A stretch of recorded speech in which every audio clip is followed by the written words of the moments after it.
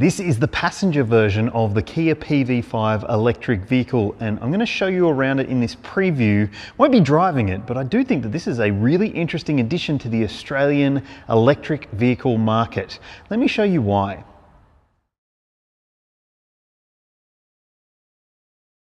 Yes, this is the passenger version of the Kia PV5, and just like the cargo model, it is going to be fully electric, but this one is obviously focused on passengers, not just moving stuff.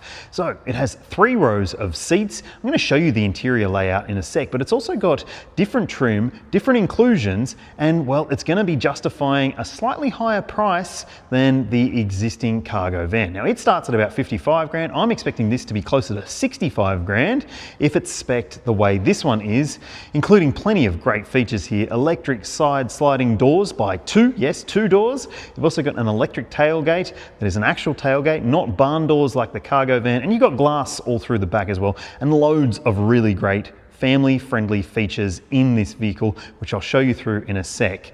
But let's take a look around it, because I'm really impressed by the design here. Now, I don't know if it's just these wheels or what, but I am getting Tarago vibes here. I really love this design. It's actually not that different in terms of the size of it compared to a Tarago. Now, you'll see some dimensions on your screen for this model, and yes, it is pretty well sized. Not as big as it maybe looks on the screen, but I want to show you some really interesting features here. So on the cargo van, you just had the black section here, and then it was sort of panels all the way back. But here, as you can see, you've got glazing all the way back. Lots and lots of glass there to give you a better view out if you are inside. And speaking of inside, we're going to check out the front in a sec, but look at this. Electric sliding side doors. That's a nice inclusion. You can expect that to be standard. And here, look, you've got a hallway like a Tarago had.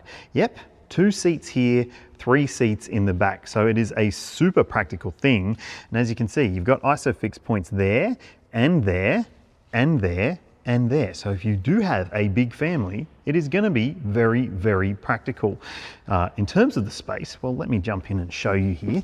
I don't want to do too much because I don't want to give too much away, but as you can see, with my 6-foot body here, I've got enough space to be comfortable. And the seat is not too squishy in terms of who would be sitting next to me. You don't have an armrest or anything there, but I don't know if that really matters. You've got electric buttons for those doors, nice big grab handle to help you or your kids get in, and yes, a window that actually opens up. So that is a nice inclusion as well.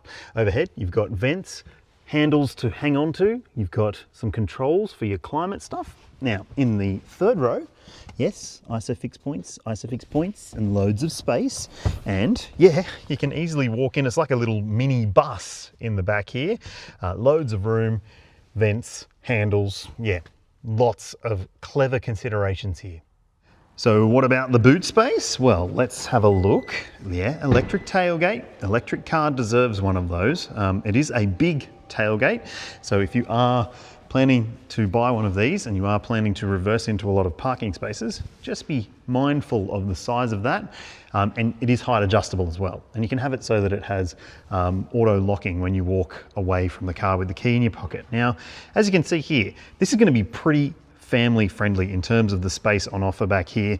You do have a spot here where you could Velcro your charging cable bag. Underneath there, well, there's not going to be a spare, is there? Because this car won't come with one. That could be a concern for some, but yeah, I mean, it might be overcome by some of the other practicality considerations here.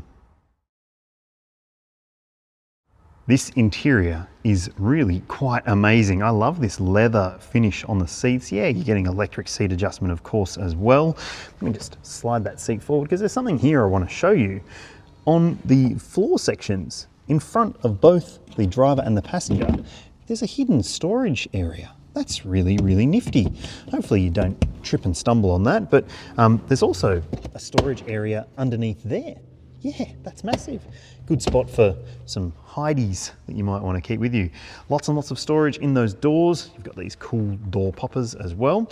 And if I jump in, I'm going to not go too deep on this, but yes, you do have a digital instrument screen here, driver monitoring camera, and your infotainment screen here, which is the same as the PV5 Cargo. I was pretty impressed with it in terms of the usability, and I am pretty impressed with this overall layout in terms of the cabin finishing here. Now, one thing you can see, you've got seat controls here as well. So seat ventilation, which is a nice inclusion. Hopefully that's standard.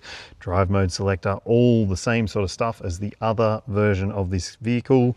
Wireless phone charger, lots and lots of storage, armrests, and a vehicle to load port down there as well, so you can keep devices charged up. I am really, really impressed with this interior finish.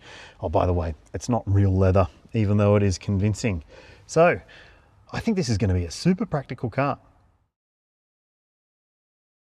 Stay tuned for much, much more on the Kia PV5 Passenger model. I'll go through heaps more detail in my detailed review, which will be coming towards the end of 2026. But I think this is going to be an important vehicle, maybe more important than Kia is perhaps expecting it will be, because it's going to offer something that is different to what else is out there if you are looking for a 7-seater that's fully electric, because, well, it's a super practical design, and I think it actually looks and feels very, very cool. So make sure you stay tuned, make sure you subscribe and ring that bell if you want to know more about it, and tell me what you think it should cost. I'd love to know. Thanks for watching, thanks for subscribing, and I'll see you when I see ya.